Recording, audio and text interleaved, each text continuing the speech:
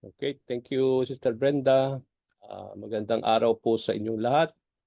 Purihin ng Panginoon sa panibagong pagkakataon na tayo po ay matuto pare-pareho sa pag-aaral ng salita ng ating Panginoon.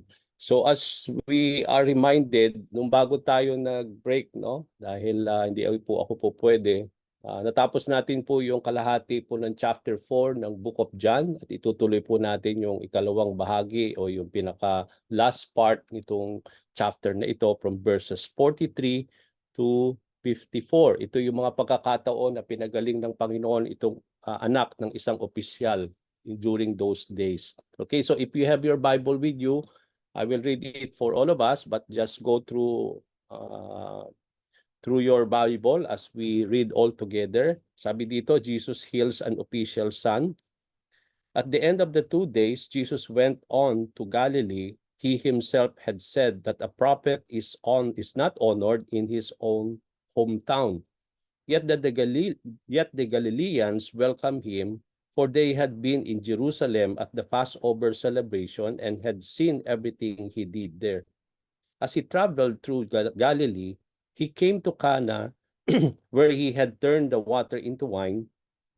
There was a government official in nearby Capernaum whose son was very sick. When he heard that Jesus had come from Judea to Galilee, he went and begged Jesus to come to Capernaum to heal his son who was about to die. Jesus said, "Will you never believe in me unless you see miraculous signs and wonders?" And the official pleaded, "Lord, please come now before my little boy dies." Then Jesus told him, "Go back, your son will live." And the man believed what Jesus said and started home. While the man was on his way, some of his servants met him with the news that his son was alive and well. He asked them when the boy had begun to get better, and they replied, "Yesterday afternoon at 1 o'clock, his fever suddenly disappeared." Then the father realized that was the very time Jesus had told him, "Your son will live." And he and his entire household believed in Jesus. This was the second miraculous sign Jesus did in Galilee after coming from Judea. So purihin ang Panginoon sa kanyang mga salita sa araw na ito, mga kapatid. Now, from our previous lesson mga kapatid, matatandaan natin that about how the Samaritans were able to know Jesus Christ. Alam natin sa pamagitan ng isang babae, yung Samaritana, wherein the entire village, no, of a place in Samaritan we're able to know and believe in the Lord, no? Yun yung naalala natin sa ating pong lesson last time. And dahil nakilala nila si Lord at sila'y sumampalataya sa Kanya, and they are so amazed how the Lord was able to teach them, they requested the Lord to stay there for some time. That's why kung makikita natin dito sa passage natin dito, after 2 days, it means to say, after Jesus Christ stayed for 2 days more in that village in Samaritan, in that place in Samaria, ito yung the time when the Lord was started now to travel, no? He will go back now to Galilee. So yun yung setting ng ating pong passage this day. Now on his way, makita natin dito that after he stayed 2 days in the village in Samaria, on his way to Galilee, there is this statement of the Lord na makikita natin sa ating passage today. Ang sinabi niya, Jesus said that a prophet is not honored in his own hometown. We don't know, perhaps he was talking to the disciples, hindi natin alam kung sino yung kausap niya, or it is just a thought na gusto niya sabihin at that particular time, pero ang sinabi niya that a prophet is not honored in his hometown. Now, bakit sinabi ito ni Lord at anong ibig niyan sabihin nito? Now, why is it that a prophet is not honored in his own hometown? Now, let us take note mga kapatid that Galilee, particularly Nazareth, is the place where Jesus grew up. Ito yung lugar sa Galilee, particularly sa Nazareth. Dito po lumaki ang ating Panginoon, no? Nung siya'y bata pa, nakita ng mga tao na siya'y lumaki doon, nagbinata, until such time that he started to do his ministry. At dito, makikita natin, people in that place had known Jesus since his childhood. Now, as Jesus started His ministry, nung nagsimula na ang Panginoon ng kanyang ministeryo dito sa lupa, maraming tao started to believe in the Lord, but His own hometown people were astonished and puzzled by His wisdom and mighty works. Ibig sabihin, nakita natin that when Jesus Christ started His ministry here on earth, marami na pong mga tao sa iba't ibang lugar ang nasumampalataya sa Panginoon. Pero itong kanyang lugar na ito, kung saan siya lumaki, although sila'y napapasil, namamangha sa mga nangyayari sa kanyang buhay, kung paano nangyayari yung mga ganon, how can this be, no? Kakilala nila itong taong ito, kilala niya si Jesus. Paano mangyayari yon? Nakita namin lumaki itong taong ito. Kasi parang isang ordinaryo lamang na nilalang na lumaki dito sa lugar namin.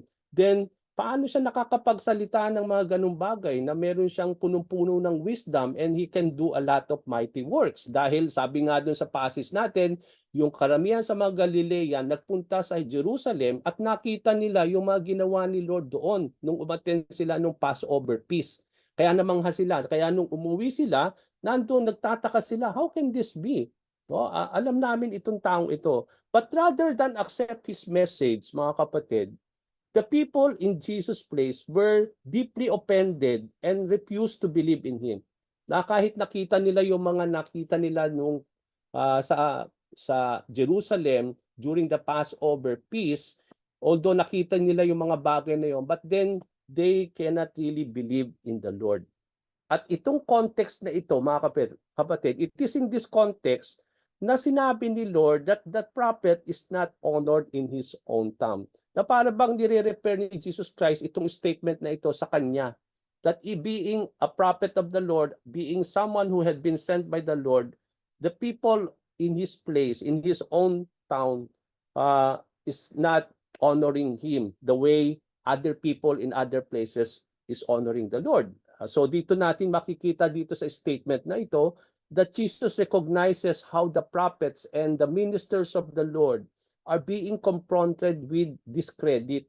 Even noong mga panahon na yon, di ba, alam natin mga kapatid, even in the Old Testament times, marami po mga propeta, mga messengers of the Lord ang tinatawag ng ating Panginoon. At karamihan sa mga propeta na ito, they are being confronted with discredit. Nadidiscredit sila sa kanilang mensahe, lalo tigit sa lahat, doon sa kanilang mga lugar kung saan sila lumaki.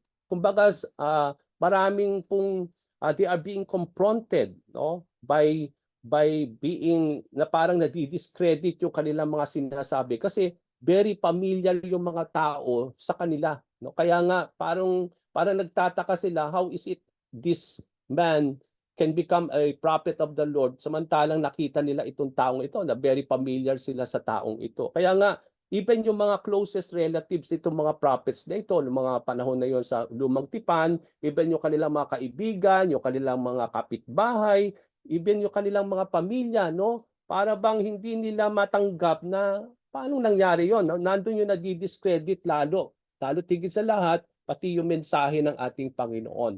No? Now, in this case of the Lord Jesus Christ, kung i-apply natin ito, di ba alam natin even yung mga brothers ni Jesus Christ, hindi sila maniwala kay Lord, no? Alam natin si James is one of the brothers of Jesus Christ. Noong mga panahon na yon, hindi pa po talaga naniniwala si James. At they don't believe in him. They don't even believe his claim not until after his resurrection. Makikita natin, no? Yung kanya mga kapatid, naniwala lamang nung after his resurrection. Pero even before that, yung kanyang mga kapatid, no, sa kanyang pamilya through Mary and Joseph, hindi sila naniniwala kay Lord, no? At people throughout the region and other places were hearing Jesus, yung kanyang mga mensahe, no? Nawi-witness ng ibang mga tao yung kanyang mighty works, they responded in their faith as they believe in the Lord, but itong mga taong ito sa kanyang lugar, they rejected yung mensahe ng Panginoon and even they rejected the claims of the Lord Jesus Christ.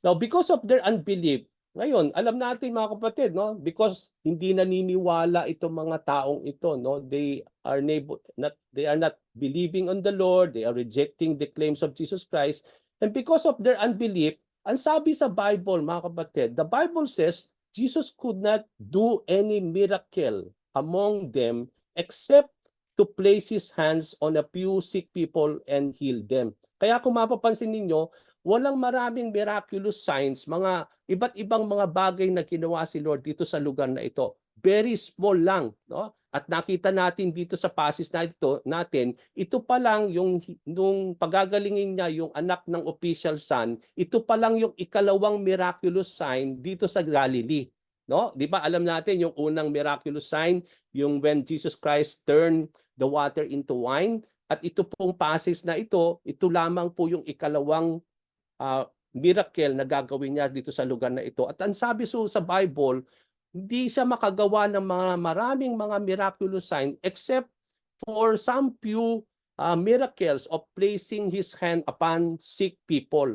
At hindi siya makapaggawa ng mga yon because of the unbelief of the people, no? Because of their unbelief.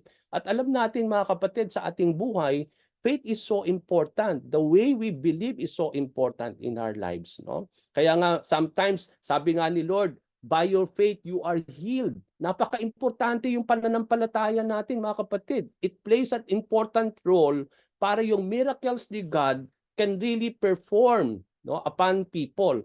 No, although God is so willing to do miracles in our lives, but if we will not have faith in those miracles that the Lord wants to do in our lives, then He will not able to do that at all. No, it is based upon our faith in the Lord. At nakita natin yon, yung kalagahan ng faith dito sa setting natin dito sa ating pong passage. No? Because of the unbelief of the people, hindi maraming mga miracles ang nagawa ni Lord sa kanyang hometown.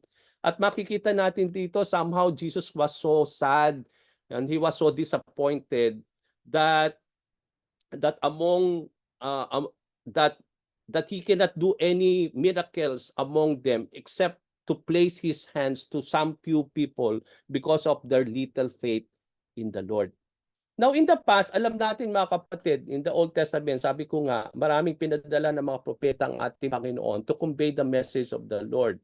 And like the Isaiah, no? Kung makikita natin yung prophet Isaiah, Jesus was without honor in His own hometown and among His own people. No? Sabi nga nung sa Matthew 13 verse 14 to 15, wag yun na po buklatin, no? Ang sinabi ni Lord dito, I will just want to take note of what the Lord said, referring to the book of Isaiah. Nung sinasabi ni Lord ito sa Matthew 13 verses 14 to 15, nire-refer ni Lord Jesus Christ yung statement na binanggit ni Isaiah sa kanyang aklat na book of Isaiah. Ano sinabi ni Lord dito? Ang sabi ni Lord, this fulfills the prophecy of Isaiah says. So, ibig sabihin pala, itong mga nangyayari sa hometown ni Jesus Christ was a fulfillment of what the prophet Isaiah prophesied in those days. At ano yung pinoprophesy na na-fulfill? Ang sabi ni Jesus Christ dito, no? Matthew 13, 14 to 15, this fulfills the prophecy of Isaiah says, when you hear what I say, you will not understand. When you see what I do, you will not comprehend. For the hearts of these people are hardened, and their ears cannot hear, and they have closed their eyes, so their eyes cannot see, and their ears cannot hear, and their hearts cannot understand, and they cannot turn in me and let me heal them. So, ang dire-refer ni Lord dito sa passage na ito ay yung kanyang hometown people, na although nakikita nila si Lord, no, although naririnig nila yung mga bagay na kanilang narinig, but their hearts are so hardened to see and to understand everything. No? At sabi nga ni Lord, no, their eyes cannot see and their ears cannot hear and their hearts cannot understand and they cannot turn to me. It means to say in our lives, for a person pala, para sa isang tao makalapit kay Lord at makagawa ang Panginoon ng himala sa kanilang buhay, kailangan pala na their eyes should be open,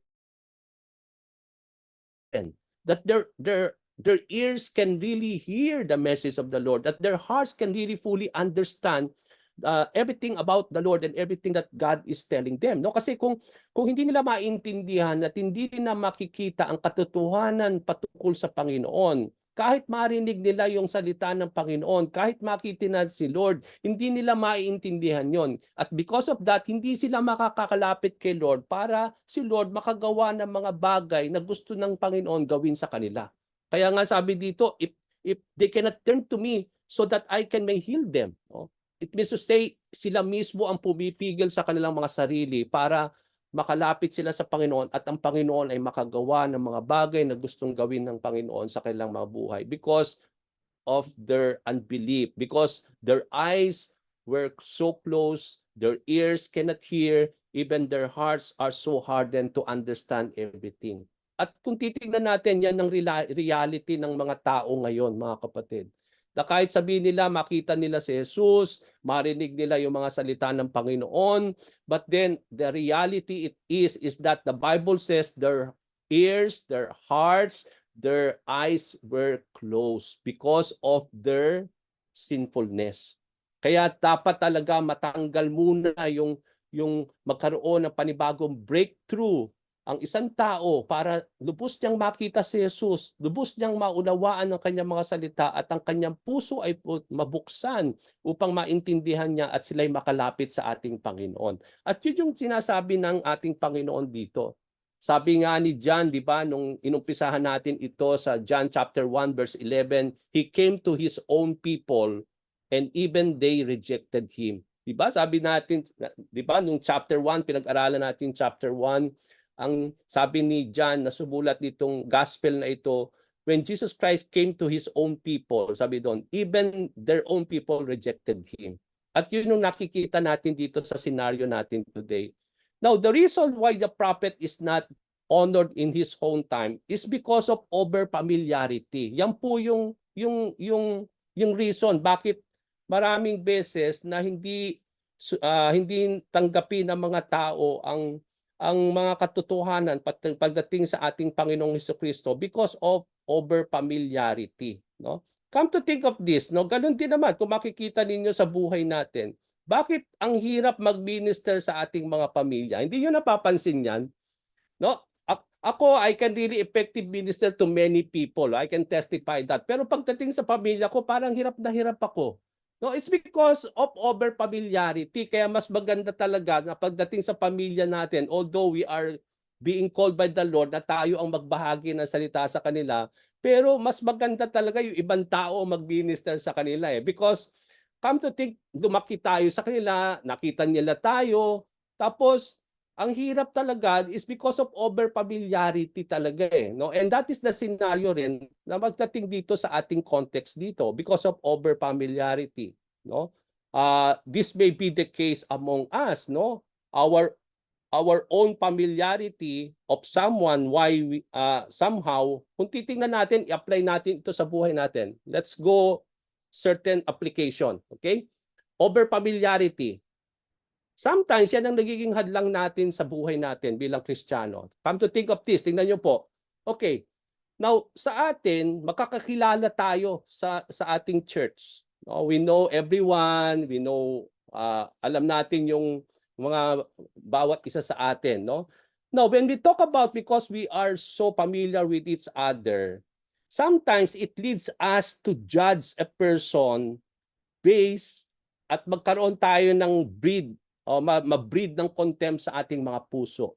Kasi di ba sasabihin natin, bakit naging ganon? Kakilala ko itong taong ito. Di ba may mga statement tayong ganon? No, para bang maganda na nga yung ginagawa ng tao, sasabihin mo pa, bakit nangyari yon? Kakilala ko yung tao ito, ganito yung taong ito eh. O di ba ganyan yung familiarity.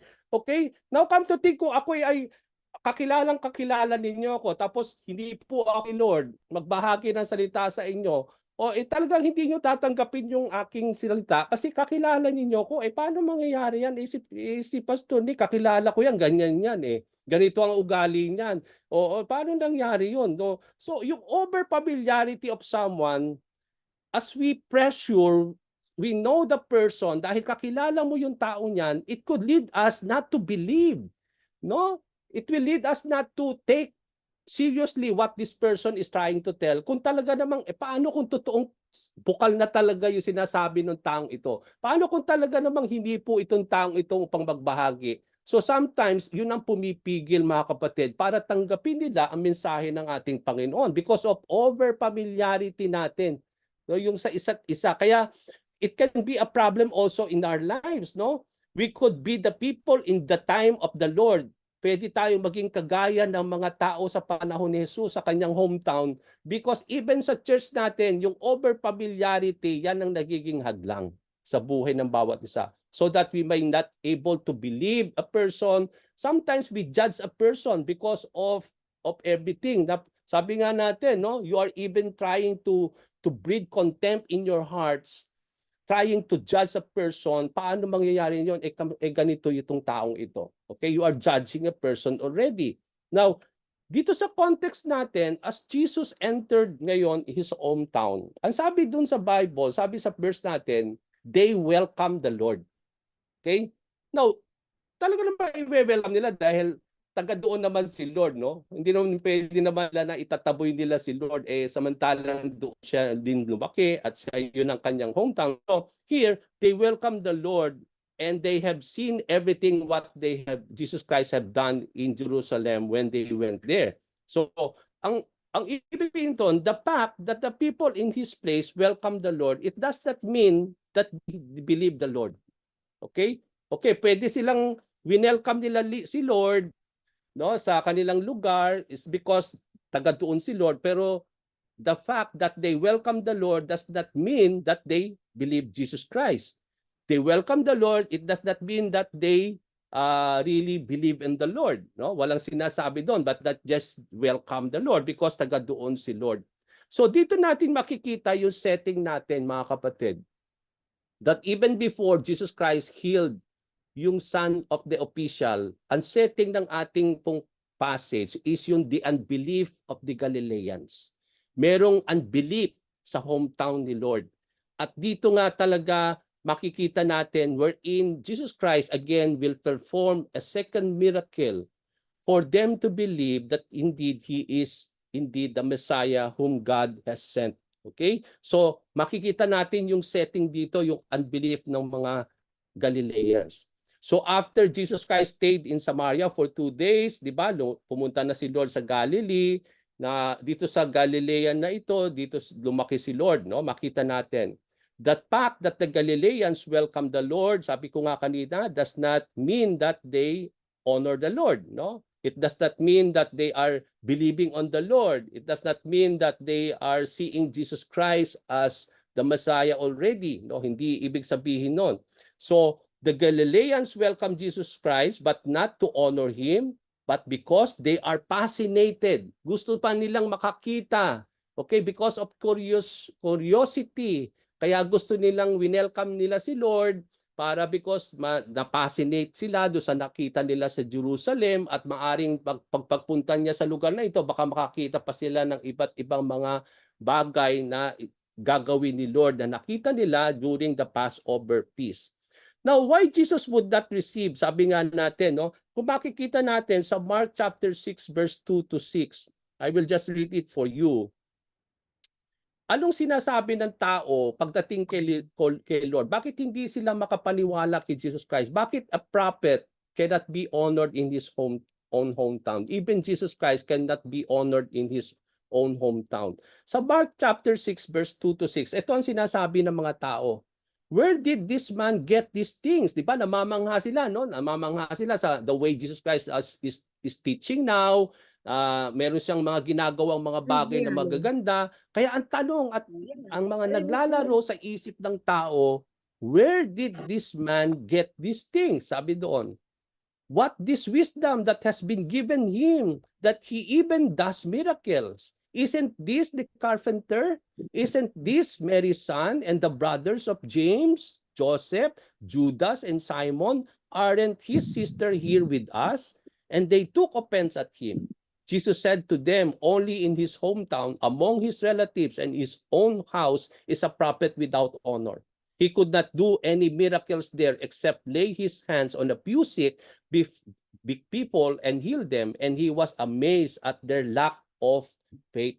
So, no, ang liwaliwanag yung sinabi sa Mark 6:22 to 6 yung scenario, no?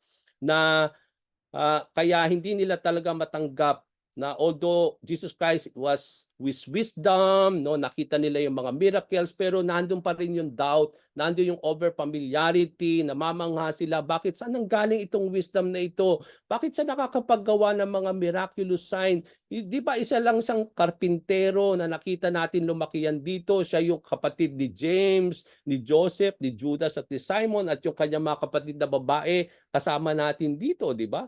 Kaya nga, dito makikita natin dito na kung paano ang katotohanan that a prophet in his hometown is not being honored. Kaya, ang sabi dun sa verse na yan, Jesus cannot do a lot of miracle because of their lack of faith in the Lord. Okay? Although he can heal, he was able to heal a little bit in that particular context, but then he cannot do many miracles at that time because of the unbelief of the people. So the scripture reveals that Jesus did not perform many miracles in Galilee because of the people's unbelief. Yun po yung susi at yun ang dahilan. And they are not able to give honor. Hindi nila naibigay yung honor na nararapat sa Panginoon because of their unbelief of the people in those days. Now, yung mga Galilean, alam nila very well yung origin of how the Lord grew from this place into a man, Jesus being a carpenter in their place, no? Dahil alam nila ang lahat ng ito, ang hirap nilang makapaniwala sa mga nangyayari. The people knew the fact that his parents were Joseph and Mary, at meron silang mga kapatid na binanggit ko nga kanina, na even yung mga kapatid ng ating Panginoon, they are not really believing, no? Itong si James, sila Joseph, no? Yung binanggit natin si Judas at si Simon, even yung mga tunay na kapatid ng ating Panginoon, they are not able to believe in the Lord. Now, ang tanong natin dito mga kapatid, if we will reflect this in us, yung the unbelief of the Galilean, how about us? Sa atin, mga kapatid, how many times we ask God to do something first before we believe and act? Maraming beses hindi tayo kagad makapaniwala. Maraming beses na hindi tayo kagad sasampalataya. Gusto natin lagi na patunayan muna ni Lord. Gusto natin that God will do something first before even we believe. But that is what faith is all about, di ba mga kapatid? Diyan talaga ang tunay na pananalig natin sa Panginoon, that we don't ask God to do something even before we believe in the Lord. We are able to believe even though God will not do any miracle or not or any signs to prove that he can do what we are asking of the Lord. The Bible says that believers live by faith and not by sight. Tayo'y nabubuhay hindi dahil sa mga nakikita natin kaya tayo naniniwala. Hindi naman natin nakita si Lord. Paano natin masasabi na ang kanyang mga salita ay talagang totoo? O ang ating pinaniniwalaan ay totoo? Pero yun yung pananalig. Yun talaga ang pananalig. No? Yan yung faith. Na kahit di natin nakikita, we know that God is there. That we have a creator who created us. No? Na kahit hindi natin alam na talagang ipufulfill, although we are being assured that God will fulfill everything that He promised in His words. Pero anong kasiguraduhan? Kailan yon? But that is what we are holding on. Na totoo at tapat ng Diyos sa kanyang mga salita.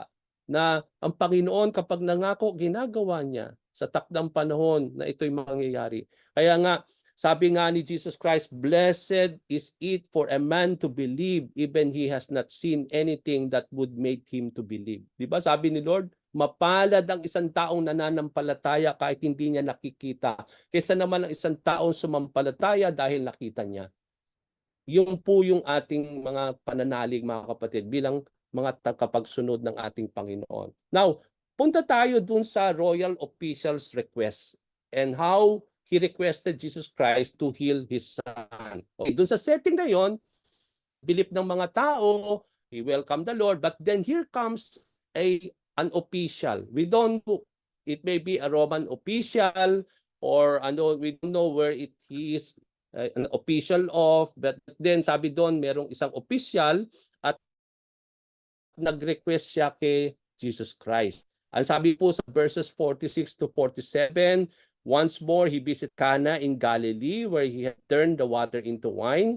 And there was a certain man, sabi dito, meron isang royal official whose son lay sick in Capernaum. So itong taong palang ito na official, a royal official, ay taga Capernaum. So hindi siya taga Galilee. Okay, malayo po yung Capernaum. But he went there simply to seek the Lord and to ask that he may come with him so that he may able to heal his son. So when this man heard that Jesus had arrived in Galilee, come to think of this, no?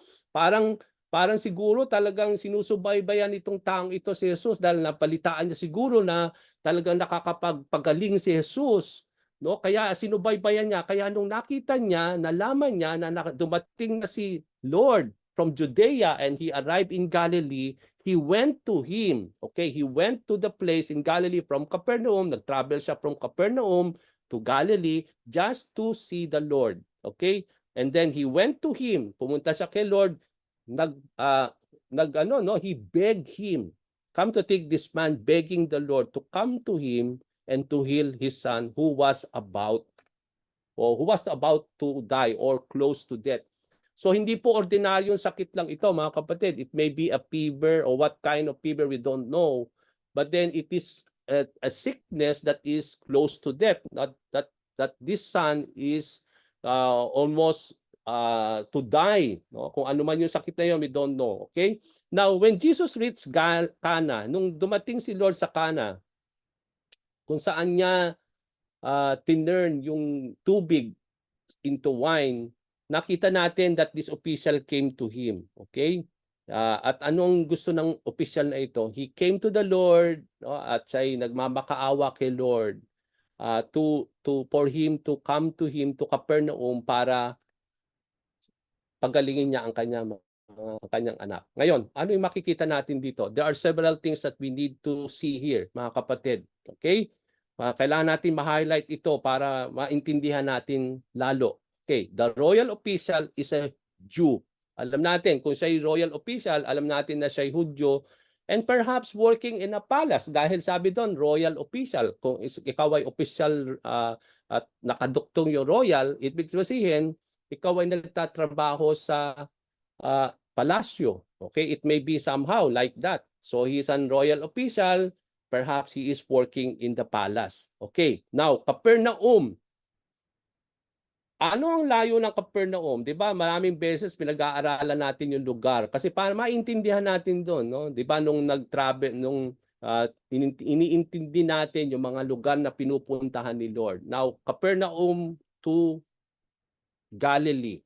Okay, to Cana. So Capernaum dahil nandoon si Lord sa Cana in Galilee, no? 20 miles apart ang distance niyan. Almost 8 hours journey, sabi nila. Okay, so this man traveled 20 miles apart for 8 hours just to see the Lord. Okay, yun po yung scenario natin. Then, the official son is sick at the point of death. Yun po yung nakita natin doon na yung kanyang anak ay may sakit at somehow close to death.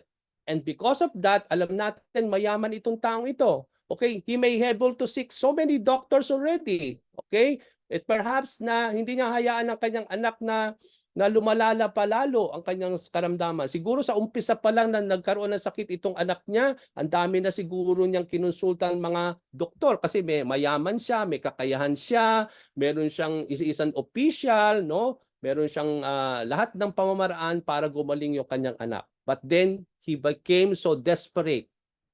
That's why he came to the Lord, is because alam niya na ito na lang yung last na hope niya is for the Lord to heal his son. Nandun yung power. Okay? Come to think, itong taong ito, royal official siya, nandun yung kapangyarihan niya. May kapangyarihan siya.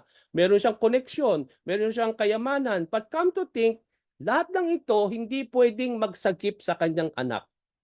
Okay, come to think of this, no? Meron kang pera, meron kang lahat ng bagay, meron kang lahat-lahat patungkol sa buhay mo, no? Na-enjoy mo lahat ng bagay, pero may mga sandali, yung mga lahat ng yan, mga kapatid, ay baka magiging useless. Lalo tigit sa lahat, pagdating po sa ating reality about sa ating buhay. Ano yon? Yung pagiging makasalanan natin. Yung it cannot save us at all, no? Not even our riches, not even our power and prestige can deal with our problem of sin in our lives. It is only God who can heal us. It is only Jesus Christ who can save us from our sins. Okay, so dito natin makikita, no, naging useless yung power, naging useless yung connection niya, naging useless yung lahat ng kanyang kayamanan patungkol dun sa kanyang pagpapagaling ng kanyang anak. And we can relate to this man when our loved ones are so sick. Alam natin mga kapatid, tayo kapag may mga sakit ang ating mga anak, ating mga pamilya, hindi tayo mapalagay, no? Come to think, ilagay ninyo yung inyong sarili sa taong ito. Nakaka-relate tayo kasi ayaw na ayaw nating may sakit ang ating mga pamilya. Okay? Yun ang napakahirap talaga minsan sa sitwasyon natin, no? Yung may mga karamdaman ng mga mahal natin sa buhay at hindi lang po ordinary, close to death. So mahirap po 'yon. Ang hirap po niyan. Okay? Sometimes wala tayong magawa. We want to do something but we are not. Meron tayong pera, wala, kulang 'yon. Okay? Meron kang pera pero wala namang magawa yung doktor, no? So it is so desperate thing, no, na makikita natin yung sitwasyon. But then there's something that hope came forth. The official heard that Jesus is coming to Cana.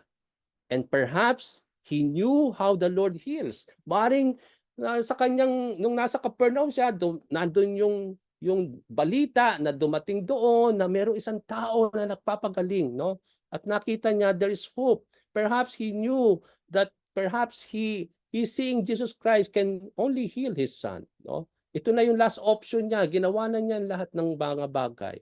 So, his last help is Jesus and only hope to save his son after all possibilities. Kahit ginawa na niya lahat yung mga possibilities na dapat gawin para gumaling yung kanyang anak, but then ang kanyang last hope, ang kanyang last option is to see the Lord.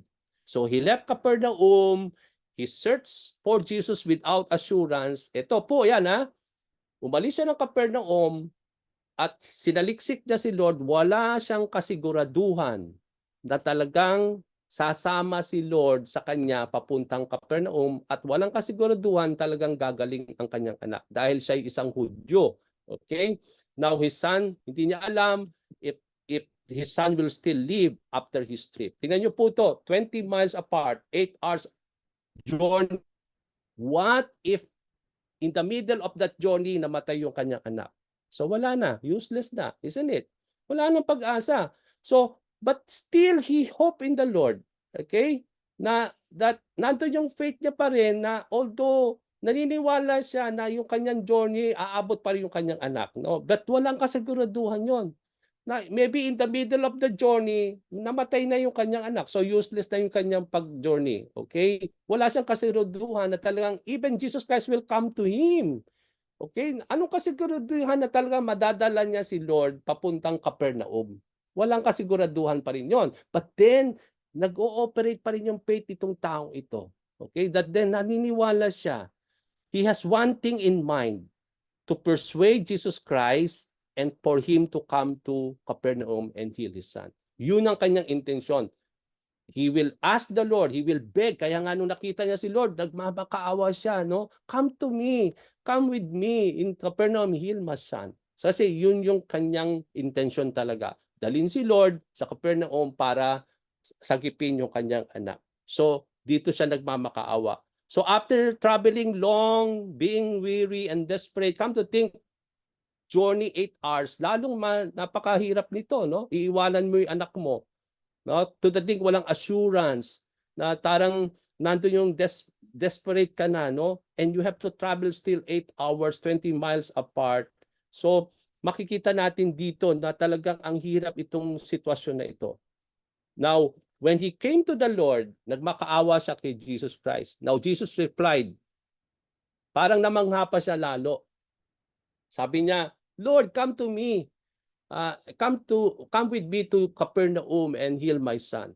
Pero surprisingly, tayo nakakapagtaka rin, iba yung sagot ni Lord. No? Ang sabi ni Lord, unless you people see miraculous signs and wonders, Jesus told him, you will never believe. So parang ang sagot ni Lord, no, yung sa request ng taong ito, no, na when this man heard that Jesus had arrived, no, from Judea, he went and begged the Lord, But then, after he came to the Lord, ang sabi dito ni Lord, unless you people see miraculous signs and wonders, you will never believe. Now, the scriptures reveal that Jesus is able and willing to heal. Alam natin yan, mga kapatid, may kakayahan, more than willing si Lord na magpagaling. The Lord has not become inconsiderate na dun sa kanyang statement nung binanggit niya ito. Unang-una, he is not talking to the man himself. Nung sinabi niya, unless you people, hindi niya nire-refer yung official. Ang nire-refer niya yung mga taong nasa paligid niya. Na talagang unless you people will see miraculous sign dahil they are so full of unbelief, you will never believe. So, hindi, yung statement na yon ay hindi para dun sa taong yon. Sometimes kasi, ang iniisip natin, bakit naman ganun si Lord? No, na ito nang ang tao nagmamakaawa, no? Nandun na siya sa sitwasyon na napakahirap na talaga nag-travel pa siya, walang kasiguraduhan, doon talagang magagaling yung anak. But ganun pa ang sagot ni Lord, parang hindi maganda. No, it is not about that. It is not yung statement na yan na hindi po doon sa official. No, don't misunderstood that. He was referring to the people around him and not to the official. Okay? So yun po yung makikita natin. Makikita natin dito, although verse tells us that Jesus was speaking to him, yet the pronoun you was not used to refer to him but to the people gathering at that time. Okay? Yung you, unless you people, nire-refer niya dito, hindi yung official, kundi yung mga tao nasa paligid. Okay? So hindi inconsiderate si Lord sa kanyang statement. More than willing si Lord na magpagaling. More than willing siyang sumama sa taong ito. Kaya tingnan niyo po, after the royal said, "Sir, come down before my child dies," Jesus replied, "You may go. Your son will live." The man took Jesus at his word and departed. Okay, tingnan niyo po ito ha.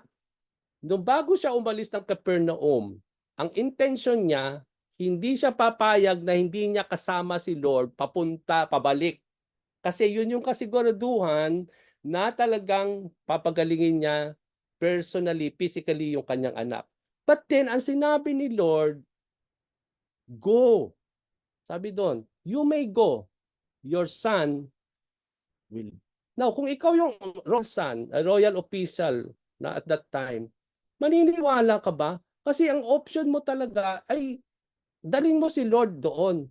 Paano kasiguraduhan? Totoo kaya yung sasabihin niya na gagaling yung anak ko? Maaaring hindi kayo papayag. Maaaring sasabihin natin, hihilahin natin si Lord. Hindi tayo talaga papayag na hindi natin, i-insist natin talaga na isama si Lord sa atin, papunta, pabalik. Ayaw natin, hindi tayo sasampalataya sa kanyang salita lamang. No? But then makikita natin dito, there's a big faith out of this man. Ano sinabi niya? When your son will be, ano sinabi sa salita? The man took Jesus at his word and departed. Pinanghawakan niya yung salita ng Panginoon. Although walang kasiguraduhan yun. Wala ang intensyon niya dalhin si Lord doon. But then pinanghawakan niya yung salita ng Panginoon. At siya'y umalis. Ngayon, ang tanong natin dito mga kapatid, are we taking hold of what Jesus Christ tells us? Okay? Pinaniniwala ba natin? Are we taking Jesus at His word? Okay? Traveling very far without assurance whether he could find help or not is not an easy, mga kapatid. Considering yung chances natin, whether the son will live or not, makikita natin dito napakahirap at desperate nga. Tapos, humihingi ka ng tulong, tapos sabihin, you may go, your son will live. Okay? Lalong mas mahirap. Okay? Paano kung hindi? Totoo. No? Mas maganda pa rin sumama ka, Lord. No? Para ikaw mismo ang magpagaling. But then, although yung chances niya is so slim, makita natin dito, but then makikita natin dito, he took the word of the Lord. Pinaniwalaan niya yung kanyang mga salita. Kung makikita natin dito, if from this scenario we have seen how this man believed Jesus, even his chances are so slim, how much more we could see his faith after hearing the reply of the Lord. No? Makikita natin dito yung napakalaking pananalig niya sa Panginoon nung pinanghawakan niya yung salita ng ating Panginoon that His Son will really live. The royal officials expect Jesus to come personally and not His very words. Hindi niya ina-expect na yung kanyang salita lamang ang kanyang dadalhin pabalik.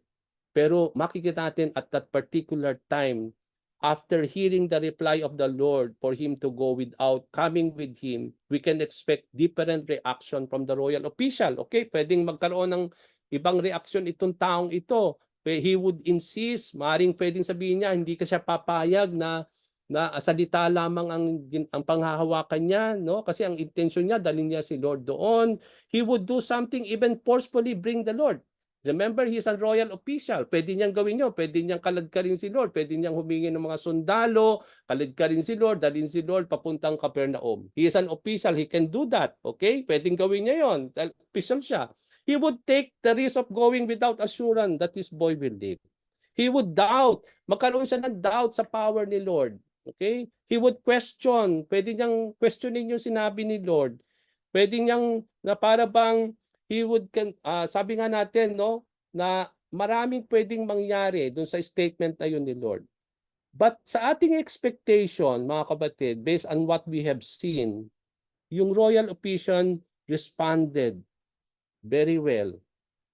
And he took Jesus at his words and he departed. Pinaniwalaan, no, niya ang pansalita ng ating Panginoon. Yung para bang walang question, walang alinlangan, walang pagdududa, umalis siya na may pag-asa, naniniwala na totoo ang gagawin ni Lord sa kanyang mga salita. So, he obeyed what the Lord told him. He went and then he came back to his place. Now, ang tanong natin, the man took his words, or the man took the very words of Jesus. How is it really to take Jesus at his words? In our life, no, kung i-apply natin ito, okay, sinabi si Lord, sinabi ni Lord sa atin, ito. But how do we take that regarding his words? To take Jesus at his words means trusting and having faith in what he said. Pag sinabi natin we take hold of what Jesus Christ said, ang ibig sabihin nun, nagtitiwala tayo, nananampalataya tayo sa kanyang sinabi. Okay?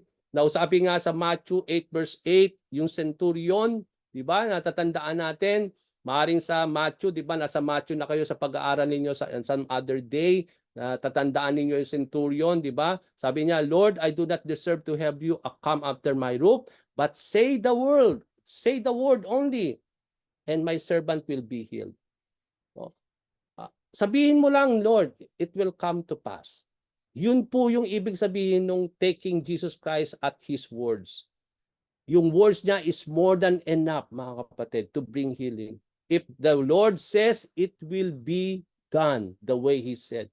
Natatandaan sa book of Genesis, let there be light, and there is light. Let there be like this. Ganung kapangyarihan ang salita ng Panginoon. Pag sinabing niya, even the storm obeys. Sabi nga nung may bagyo, ba, in the middle of things na para bang malulunod na yung mga disciples, ginising si Lord, Lord, parang wala kang pakialam, malulunod na tayo, mamamatay na tayo. You of little faith.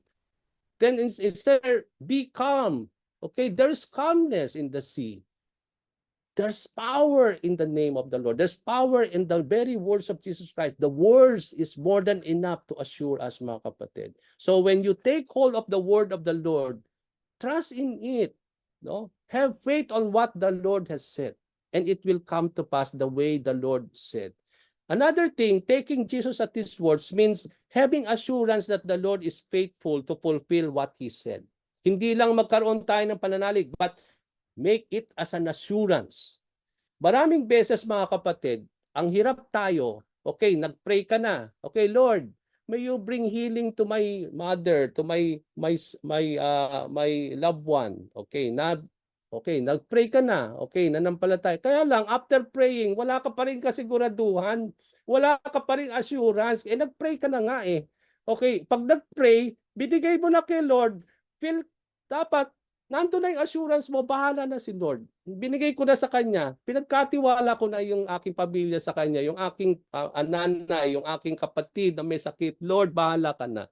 Hindi, ibinigay mo nga. Tapos after ng prayer, namomoblema ka na naman. Wala ka na namang para bang wala ka pa rin assurance na pagagalingin ka. But nag-pray ka pa, no? O, so, kapag nanalig na, magkaroon na tayo ng peace of mind. Magkaroon ng assurance. So, that is what, kaya itong taong ito, nung he has to travel back again 8 miles. But he took the very words of the Lord, trusting in it, having the assurance that his son will live.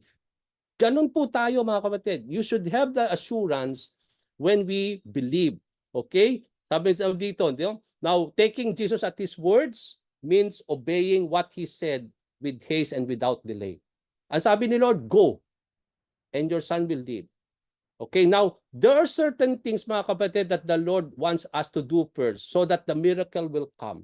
Maraming beses may mga dinidelay tayong gustong gawin ni Lord sa buhay natin. You are asking a miracle. You are asking healing. You are asking about something about the Lord. Pero dinidelay mo rin yung mga gusto niyang gawin mo sa buhay mo. No, come to think of that, paano mangyayari yon? No? How does the miracle will come if you are already disobeying the will of the Lord? Then, we need to obey first what the Lord is telling us. May mga condition po, sometimes there's condition that the Lord wants us to do first so that the miracle will come. No? Do first what the Lord is telling us and the miracle will come. Kaya nga sabi ni Lord, go. Kaya humayo ka and the Lord will, your son will live. Remember the time, di ba sabi ni Jesus Christ sa pilay, okay, get up. Okay, pilay ka, paano ako tatayo, Lord? Pilay ako, how will I get up? Okay, but that is what the Lord tells us. You have to get up, pick up your mat and walk. That's the condition. Okay, kahit anong hirap, dahil pilay ka, hindi mo maitaas ang paa mo, hindi mo mabubuhat talaga yung mat mo dahil ganun ang condition mo, but you have to obey even though it is hard. Anong nangyari? At once, the man was cured. He picked up his mat and walked. Yung obedience natin sometimes makes things possible, mga kapatid. Not only our faith make things possible, but our obedience to the Lord is more than enough to do the miracle of the Lord. What else? Taking Jesus as it was means to rest in peace, to rest and to be still and know that He is God. Okay? Binigay mo na kay Lord, then you have to be still now and know and watch what the Lord will do. Okay? Sabi po sa John 11, nung namatay na si Lazarus, di ba sabi ni Lord kay Martha, Lord, Martha said to Jesus, if you had been here, my brother would have not died. Kung nandito ka, Lord, nagpunta ka na maaga, hindi mo mamatay si Lazarus. Ano sabi ni Lord? Pero ang sabi ni Martha, after he tell that to the Lord, ang sabi niya kay Lord, but I know that even now, God will give you whatever you want. Na kahit, ang sinasabi ni Martha dito, alam ko na kahit patay na ang kapatid ko, ano man ang hilingin mo sa iyong Diyos Ama, ito ay ibibigay sa iyo. So kahit patay na si Lazarus, nandun yung pag-asa pa rin. Okay, so dito, we need to rest still. We need to rest in peace. If we already give it to the Lord, no, take Jesus at His words, trust it, with assurance, with faith, and then be still now and just watch what the Lord will do in your situation. And that is what taking His words. So anong nangyari dito? When the official was still on the way home, okay, as I will be closing na, the servants inform him. Ito na, yung mga servants, sinasalubong na, okay? And at sinasabi nila that your son was already healed. The father realized that his son was healed exactly the time when Jesus said to him, your son will live. Tinanong niya, anong oras? Mga 1 o'clock, sabi niya. Na-realize itong taong ito, the same time when the Lord said to him, your son will live. The miracle of Jesus of healing the son of the official made him and his household believe the Lord. Yun yung naging susi upang sumampalataya, hindi lamang po yung royal official, kundi yung buong sambahayan niya. No, sila'y sumampalataya and they believe on the Lord. And that is the same thing that had happened, no? As I close, di ba? Yun din naman ang nangyari nung sa ating last lesson at that particular time when the whole village in Samaria were able to see the Lord. ulitin natin yung po yung pinag-aralan natin, and then I give this back to Brenda. Sabi po sa John 4:13 to 42, when many of the Samaritans from that town believed in him because of the woman's testimony. He told me everything I ever did. So when the Samaritans came to him, they urged him to stay with them, and he stayed 2 days. And because of his words, many more became believers. They said to the woman, "We no longer believe just because of what you said. Now we have heard for ourselves, and we know that this man really is the Savior of the world." As I end, as believers and followers of the Lord, are we able to take Jesus at His words? Lalo tigit sa lahat, mga kapatid, kung tayo mga tunay na pananampalataya, may tayo panananalig sa ating Panginoon, whatever that the Lord is giving unto us, take those words of the Lord, trust in that words, and then faith in the Lord with assurance that God will really do what He has said to all of us. Okay, God bless us all. Okay, take it, Sister Brenda. Amen. Praise God.